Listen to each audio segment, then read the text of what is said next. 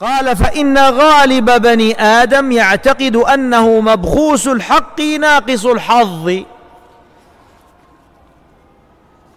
كأن يجري عليه أمر يظن أنه لا يستحقه، يعني أن منزلتي ومكانتي لا ينبغي أن يكون فيها هذا الأمر أو أن يحصل لي هذا الأمر، كما يجري مثلا مع بعض الطلاب إذا ما راجعوا بعض العمادات، عمادة شؤون الطلاب ولا نحو ذلك، وجدوا منغصات، لا يصبر على قضاء الله وقدره، مباشرة يضجر ويتأفف ويتبرم ويطلق الألفاظ الدالة على سوء ظنه بالله وعدم تحقيقه لهذا الركن العظيم، أعني الإيمان بقضاء الله وقدره. فما شاء الله كان وما لم يشأ لم يكن. قال الإمام هنا رحمه الله في صفحة قبل: ومن ظن به أنه يكون في ملكه ما لا يشاء ولا يقدر على إيجاده وتكوينه فقد ظن به ظن السوء. يقول رحمه الله: انظر في غالب بني آدم كذلك. قال: وأنه يستحق فوق ما شاء الله وأعطاه، يعني قدره له. ولسان حاله يقول: ظلمني ربي ومنعني ما أستحقه، ونفسه تشهد عليه بذلك، وهو بلسان حاله ينكره. لكن لسان المقال لسان حاله وهو بلسانه ينكره، يعني لسان المقال، لكن لسان الحال يدل عليه، ولا يتجاسر على التصريح به، لا يتجاسر، لأنه مباشرة نعم من يكون بجواره من أهل التقى والصلاح ينكر عليه ويذكره بالله ويخوفه بأن هذا مناف للرضا بقضاء الله وقدره. من فتش نفسه، فتش نفسك، ما يحتاج أن يقول لك زيد من الناس: هذا الذي فعلت من سوء الظن بالله، هذا الذي تركت من سوء الظن بالله، هذا القول من سوء الظن بالله، ما يحتاج، بل الإنسان على نفسه بصيرة. فتش نفسك.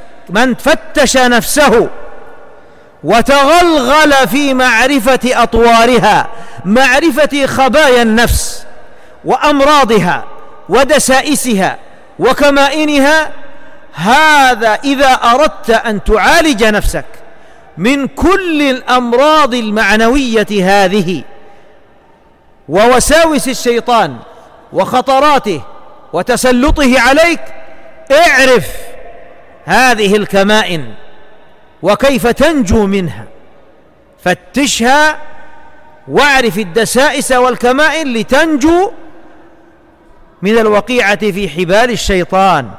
وتغلغل في معرفة طواياها، رأى ذلك فيها إيش؟ كامنا، يعني ساكنا لكنه موجود.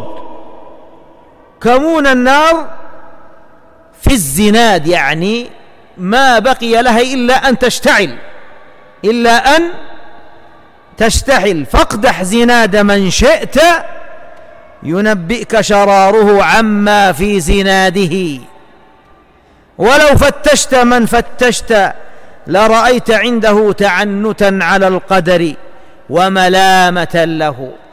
وهذا باب دقيق، هذا باب دقيق قل من ينجو منه، قل من ينجو منه. لذا معرفة أو تحقيق التوحيد ومعرفة الله بأسمائه وصفاته والتفقه في معاني هذه الأسماء والصفات، والتفقه في ألوهية الله تعالى، والتفقه في ربوبية الله تعالى، هو الذي ينجيك من الوقيعة في هذه المزالق وهذه المنحدرات. لرأيت عنده تعنتا على القدر وملامة له واقتراحا له خلاف ما جرى به، وأنه كان ينبغي أن يكون كذا وكذا، فمستقل ومستكثر. وفتش نفسك، هل أنت سالم؟ الآن هو لا يتكلم عن المشركين ولا عن المنافقين ولا عن المرجفين، هو يتسلسل معك في مقالات عدة وأقوال كثيرة، ثم جاء إليك أيها المؤمن وطالبك بالتفتيش. فلست بعيدا عن الوقوع في مثل هذا. الناس في هذا يتفاوتون، فإن تنجو منها تنجو من ذي عظيمة، وإلا فإني لا إخالك ناجيا. فليعتني اللبيب الناصح الذي يريد ماذا؟ خلاص نفسه، يريد خلاص نفسه والنجاة بين يدي الله تعالى يوم لا ينفع مال ولا بنون. فليعتني اللبيب الناصح لنفسه بهذا الموضع، وليتب إلى الله ويستغفره في كل وقت من ظنه بربه ظن السوء.